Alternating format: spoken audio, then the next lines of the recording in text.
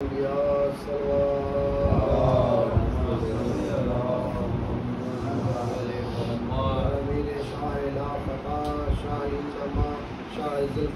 بآواز بلند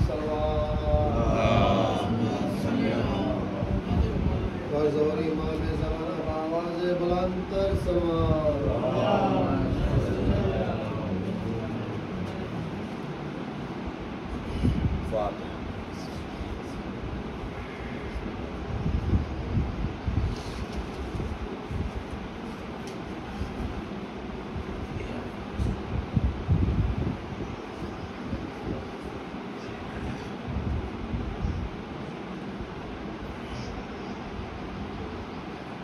اعوذ باللہ من الشیطان الرجیم بسم اللہ الرحمن الرحیم الحمد للہ والصلاة علی اہلہا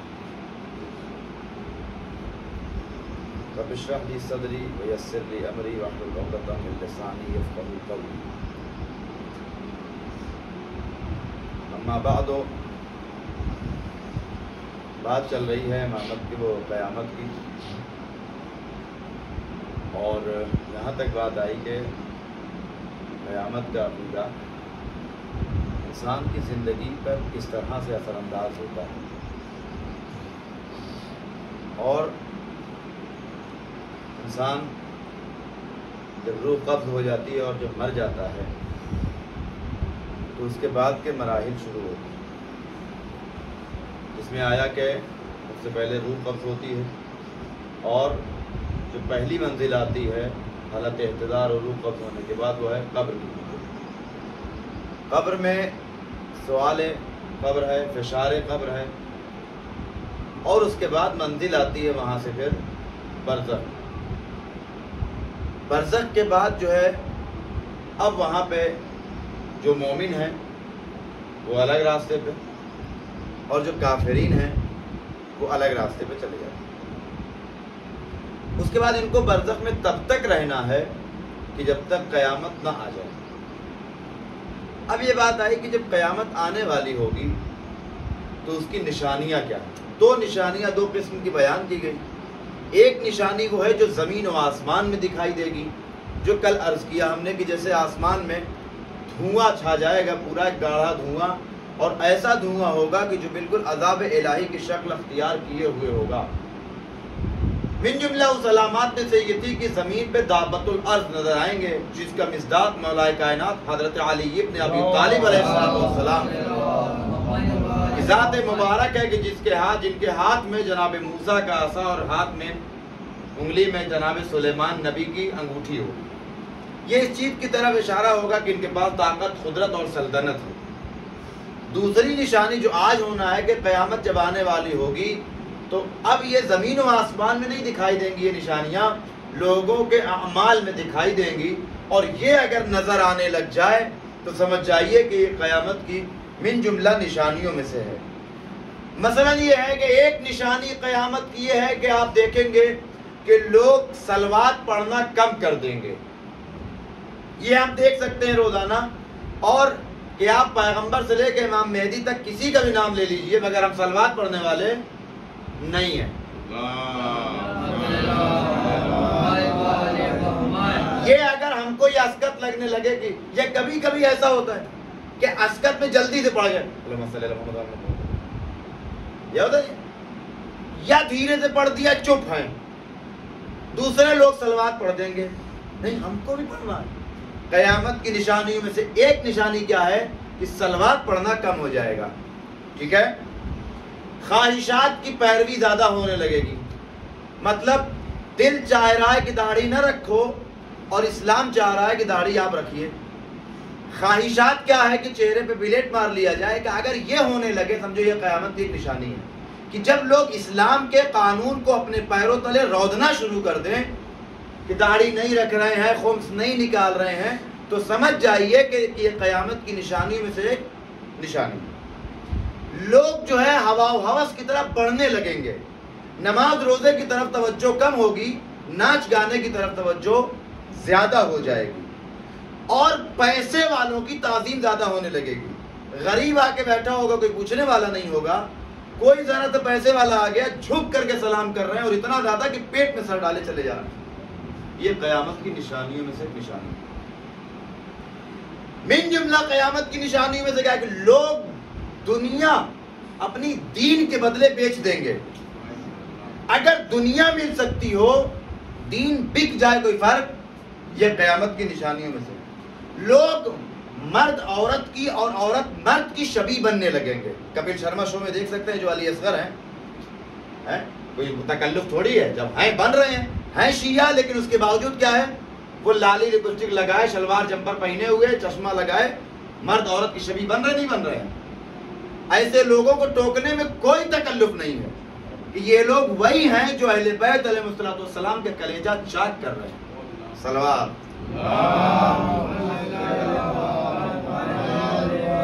آپ کو پیسہ کہیں اور سے نہیں مل سکتا, تو جو آپ عورت کی شبیہ بن کے آگے شو میں آپ نمائش کر رہے ہیں, یہ جب ہونے لگے سمجھو کہ قیامت کی نشانی ہے. طلاق کثرت سے بڑھنے لگے گا, اتنی شادیاں نہیں ہوگی جتنا طلاق ہوگا.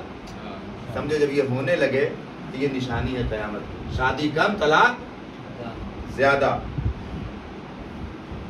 اور لوگ اپنے مسائل کیا ہیں, کس کے پاس لے کر کے جائیں گے, جو ظالم ہے, فاسق ہے. کہتے ہیں یہ ساری نشانیاں انسان کے اخلاق اور اعمال میں دکھائی دیں گی. کل جو نشانیاں تھیں وہ زمین و آسمان میں, جب یہ نظر آنے لگے تو سمجھ جائیے کہ قیامت آنے والی ہے. یہ من جملہ قیامت کی نشانی میں سے ہو گئی. نہیں ہے, اب سمجھیے کہ قیامت آ گئی, تو کہتے ہیں کہ ہوگا کیا پہلے کا. نمبر 1, جب قیامت آنے والی ہوگی تو جناب اسرافیل علیہ السلام سور پھونکیں گے, جیسا کہ قرآن میں سورہ زمر آیت نمبر 68 میں خدا نے کہا کہ وَنُفِخَ فِي الصُّورِ فَصَعِقَ مَن فِي السَّمَاوَاتِ وَمَن فِي الْأَرْضِ, کہ جب سور پھونکی جائے گی تو زمین و آسمان میں جو کچھ ہیں وہ سب کے سب کیا ہیں, مر جائیں گے.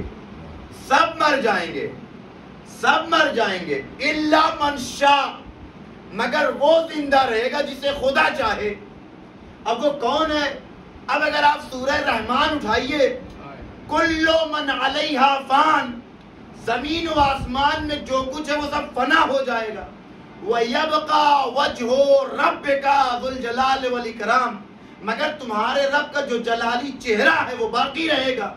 اور ہم یہ کہتے ہیں کہ علی کا چہرہ رب کا چہرہ, علی کا چہرہ یعنی سب چیز ختم ہو جائے گی, باقی رہے گی تو ذات علی ابن ابی طالب علیہ السلام دا.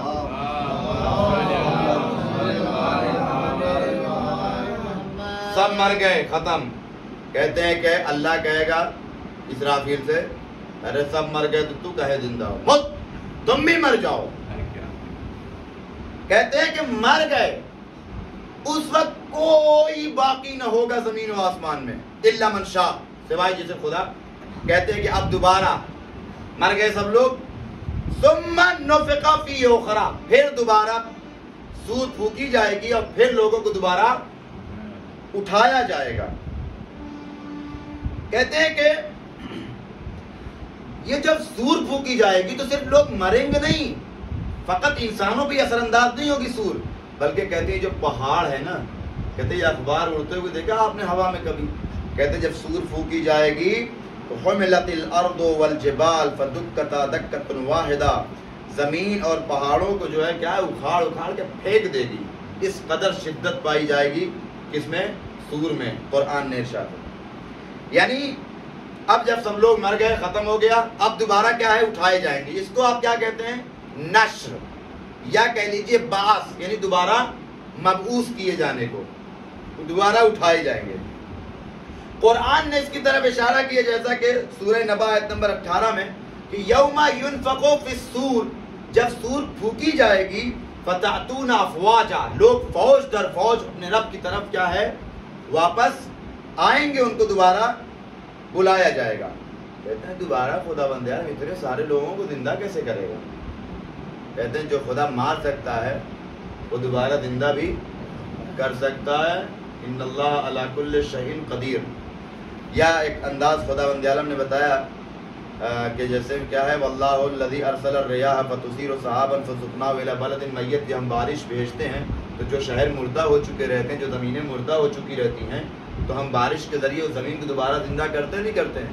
روایت کہتی ہے کہ اسی طریقے سے اذا اراد اللہ ان یبعث الخلق، جب اللہ چاہے گا کہ مخلوقات کو زندہ کرے، امطر السما، کیا ہے، بارش نازل ہوگی، علی الارض، کتنے دن تک، 40 صباحا، 40 دن تک، کتنے دن، 40 دن تک، فاجتمعت الاوصال ونبتت، سب کی ہڈیاں اور سب کے گوشت کیا ہے دوبارہ جمع ہو جائیں گے۔ عزیزو، یعنی یہ تاریخ یا حدیث نہیں ہے، قرآن کہتا ہے کہ ہم اس طرح لوگوں کو زندہ کریں گے کہ لوگ فوج در فوج واپس آئیں گے اور پلٹائے جائیں گے۔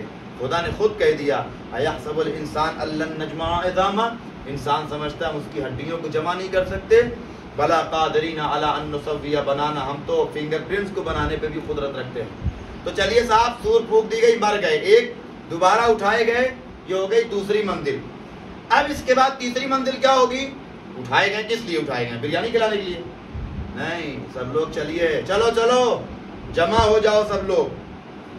کہتے ہیں کہ اب وہاں پہ سب کو جمع کیا جائے گا۔ تو کیوں جمع کیا گیا ہے؟ چوتھی منزل کا سب کا نامہ اعمال اب کھولا جائے گا، ایک ایک انسان کے نامہ اعمال کو کھولا جائے گا۔ اور قرآن نے نقل کیا کہ جب ان کا نامہ اعمال کھلے گا، یہ لوگ اپنا نامہ اعمال جب حیرت سے دیکھیں گے، یہ میرا ہی ہے کیا؟ کبھی کبھی یہ تو دنیا میں بھی ہوتا ہے کہ آپ اپنی امتحان کا بھی میں نے ہی لکھا ہے کیا؟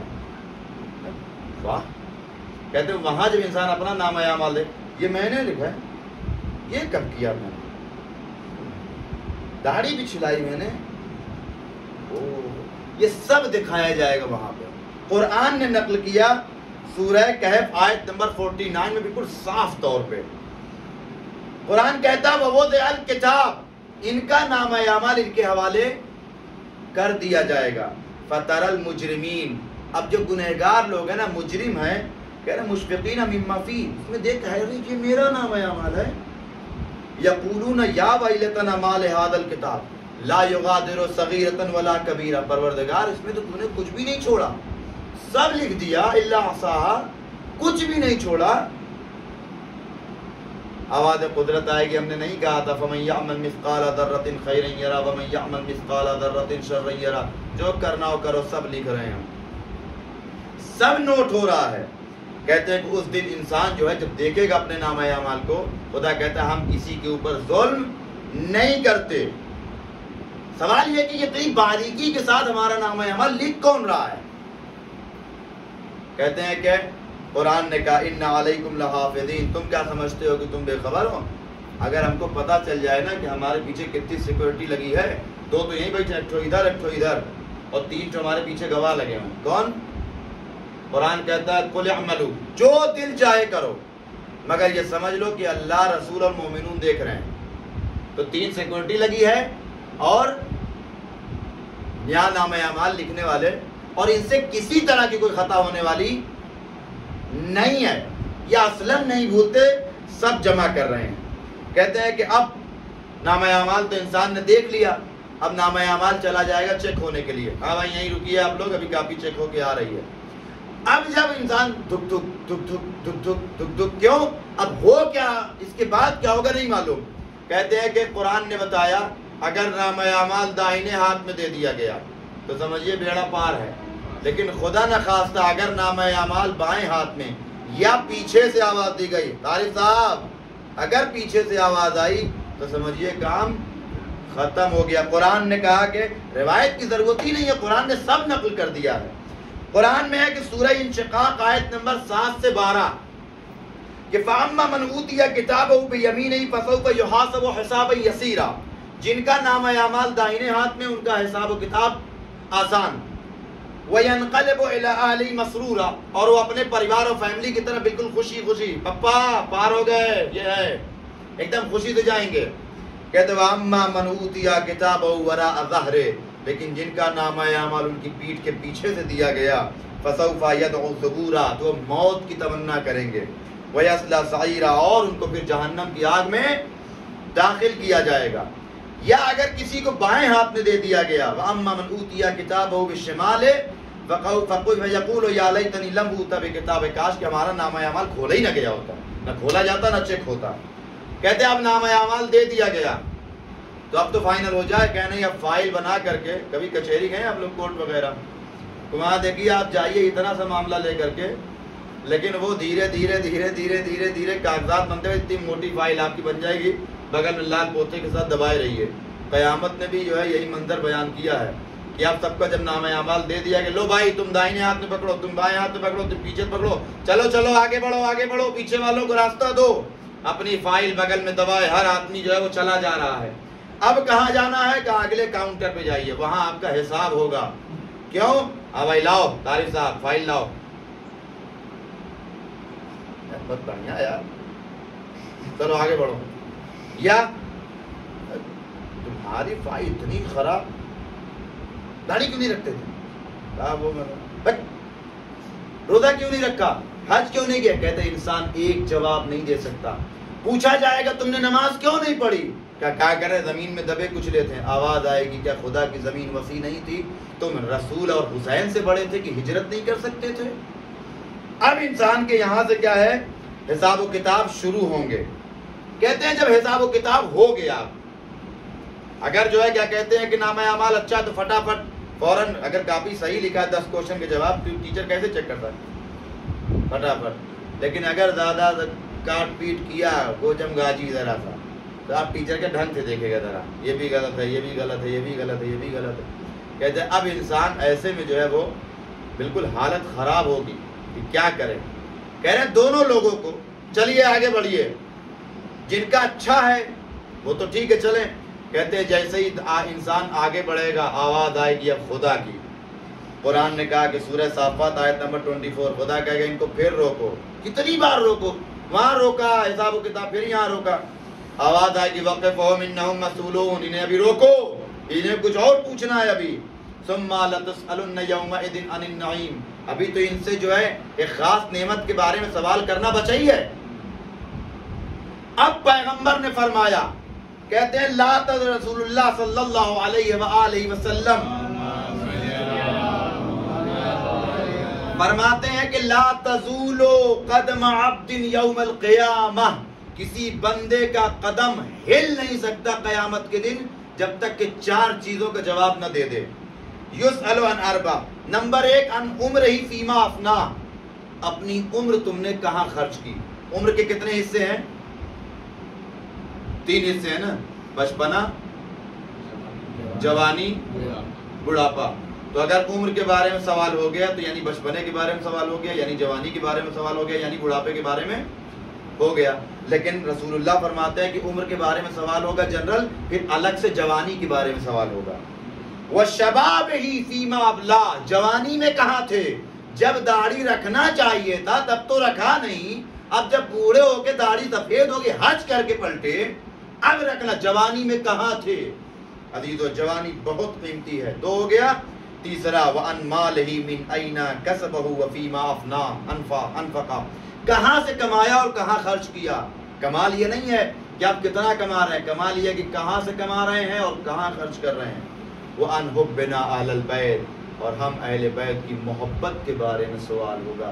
یہی تو امام صادق علیہ السلام نے فرمایا کہ سب سے عظیم نعمت ہم اہل بیت علیہ السلام کی محبت ہے، جس کے بارے میں روز قیامت سوال کیا جائے گا۔ عزیزو قیامت برحق ہے، قیامت آنی ہے، ہم سب کو اپنی اصلاح کرنے کی کوشش اس رمضان میں ضرور کرنی چاہیے۔ جو آدمی رمضان میں داڑھی رکھنے، خمس نکالنے، بقیہ اعمال کو انجام دینے کی پریکٹس نہیں کر سکتا، پورے سال پھر گنجائش نہیں ہے۔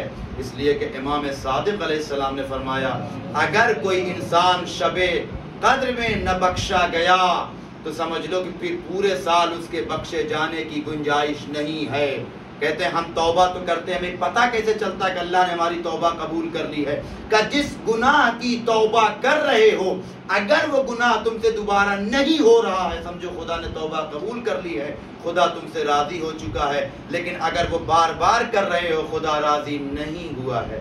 عزیزو قیامت میں جواب دینا ہے، قیامت واقعا آنے والی ہے، مگر عزیزو آج کی تاریخ بھی کسی قیامت سے کم نہیں ہے۔ وہ قیامت اور یہ قیامت زینب و کلثوم پہ ٹوٹی ہے۔ کوئی ان سے پوچھے کہ زینب و کلثوم کا مثالی بابا، لیکن دنیا میں لوگوں کے ماں باپ اور ہیں لیکن زینب و کلثوم کا بابا اور ہے۔ عزیزو روایات کہتی ہے کہ آج 19 رمضان کی صبح جیسے ہی نمودار ہوئی ہے، کل میں نے پڑھا کہ مولا رات بھر صحن میں بے چینی کے عالم میں ٹہل رہے ہیں، کبھی آسمان کی طرف دیکھتے تھے، داڑھی پہ ہاتھ رکھتے تھے۔ رسول اللہ نے کہا تھا علی تمہاری داڑھی کو تمہارے خون سے خضاب کر دیا جائے گا۔ عزیزو روایات کہتی ہے مولا جب صبح نمودار ہوئی مسجد کی طرف روانہ ہوئے ہیں، مرغابیوں نے راستہ روکنا شروع کیا، وہ اپنی بے زبانی میں کہہ رہی ہو آقا آپ نہ جائیے، آپ جا رہے ہیں مگر واپس نہ آئیں گے۔ عزیزو یہ کیسے مسلمان تھے، جانور کے پاس اس قدر محبت پائی جا رہی ہے مگر افسوس کہ مسلمانوں نے علی کی قدر نہیں کی۔ عزیزو روایات کہتی ہے کہ مولا مسجد میں داخل ہوئے، ابن ملجم جس نے زہر سے بجھائی ہوئی تلوار لیے ہوئے مسجد میں داخل ہے، روایت کہتی ہے کہ پیٹ کے بل لیٹا ہوا تھا۔ علی پہنچے ہیں، علی نے بیدار کیا، نماز نہ پڑھو گے؟ کیسے کہے علی ہم تو تمہیں قتل کرنے آئے ہیں۔ روایات کہتی ہے کہ جب وقت ہوا علی گلدستہ اذان پہ گئے ہیں، اذان دینا شروع کیا، اللہ اکبر۔ جناب عباس تڑپ کے کہتے ہیں بھیا حسن ارے آج بابا کی آواز میں عجیب مظلومیت نظر آ رہی ہے، آج بابا کی آواز میں عجیب کرب معلوم ہوتا ہے۔ عزیزو روایات کہتی ہے علی ادھر نماز کے لیے کھڑے ہوئے، پہلی رکعت کا پہلا سجدہ ہے، جیسے ہی علی سر سجدے میں لے گئے ابن ملجم نے سر پہ وار کیا، سر شگافتہ ہو گیا، آواز گوجی الا قد قتل امیر المؤمنین۔ زینب تڑپ گئی، ارے یہ کیسی آواز ہے، میرا بابا خیریت سے تو ہے۔ اے عزیزو روایات کہتی ہے لوگ علی کو لے کے گھر کی طرف چلنے لگے ہیں، کچھ دور چلے علی نے ایک مرتبہ حسن کو بلایا، بیٹا ارے ان سے کہہ دو یہ واپس چلے جائے، اگر اس عالم میں میری بیٹیاں مجھے دیکھ لیں گی وہ برداشت نہ کر سکیں گی، گریہ کریں گی۔ میں نہیں چاہتا کہ زینب و کلثوم کی آوازیں نامحرموں کے کانوں میں جائے۔ میں کہوں گا اے مولا ارے آپ کو اتنا خیال، ذرا عصر عاشور کے بعد کوفے آ جائیے گا، یہی زینب و کلثوم ہوں گی، منادی ندا دے رہا ہوگا ہذہ زینب ہذہ ام کلثوم۔ الا لعنت اللہ علی القوم الظالمین وسيعلم الذين ظلموا أي منقلب ينقلبون۔ انا للہ و انا الیہ راجعون۔